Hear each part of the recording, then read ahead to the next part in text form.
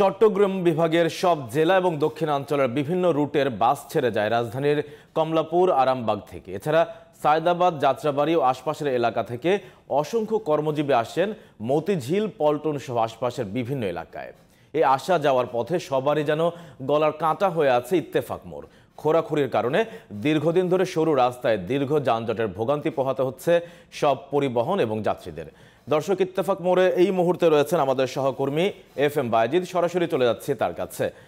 বায়েজিদ, ইত্তেফাক মোড় এবং আশপাশের সড়কগুলোর এই মুহূর্তের পরিস্থিতি কেমন দেখছেন আপনি?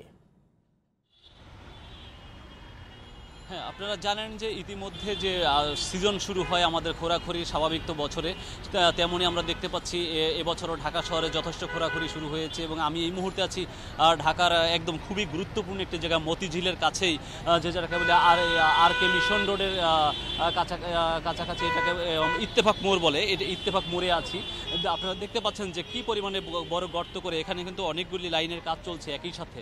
তো এই লাইনটাকে কেন্দ্র করে ইতিমধ্যে আমরা দেখেছি যে প্রায় আধা ঘন্টার একটা জ্যাম তৈরি হয়েছে। মিনিমাম একটা রাস্তা যদি এপার থেকে ঘুরে ইউটার্ন নিয়ে আসতে হয় তাহলে প্রায় আধা ঘন্টা তাকে ঘুরতে হচ্ছে এবং অপেক্ষা করতে হচ্ছে। এবং তীব্র যানজটের যেমন সৃষ্টি এবং এই তীব্র গরমে কিন্তু মানুষজন হাঁপিয়ে উঠেছে এবং প্রচুর পরিমাণে দুর্ভোগ পোহাচ্ছে।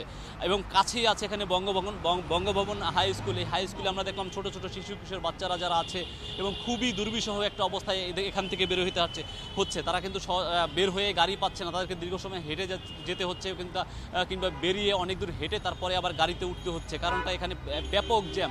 আপনারা এখনই দেখতে পাচ্ছেন যে কত বড় দীর্ঘ জ্যাম এখানে দেখাচ্ছি আমরা ক্যামেরায়।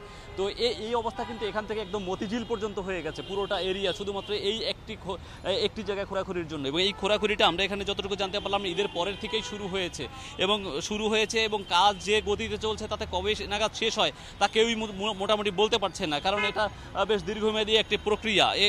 কিন্তু এখানে কাজ হচ্ছে, যা দেখা যাচ্ছে খুব সীমিত পরিসরে কাজ হচ্ছে।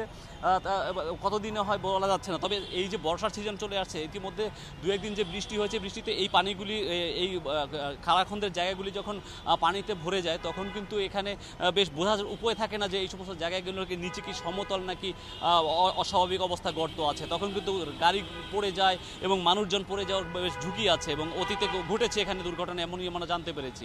এবং মানুষজন কিন্তু এই যে এখন আপনারা দেখতে পাচ্ছেন পুরো এই জায়গাটা পুরোটা স্থবির হয়ে আছে। তো এখানে সাধারণ মানুষের একটাই চাওয়া যে কাজগুলি যত দ্রুত সংস্কার করা এবং একটা সমন্বিত পদক্ষেপের ভিতরে দিয়ে একই কাজ বারবার, এক রাস্তা যেন বারবার খোঁড়া না হয়। একবারে যদি সবগুলি সমন্বয় করে ঘুরে এবং তার সাথে কাজগুলি একবারে শেষ করা হয় তাহলে মানুষের এই দুর্ভোগ থেকে মুক্তি মেলে। তো এই ছিল আমার কাছে এখান থেকে সর্বশেষ। বায়েজিদ, আপনাকে ধন্যবাদ।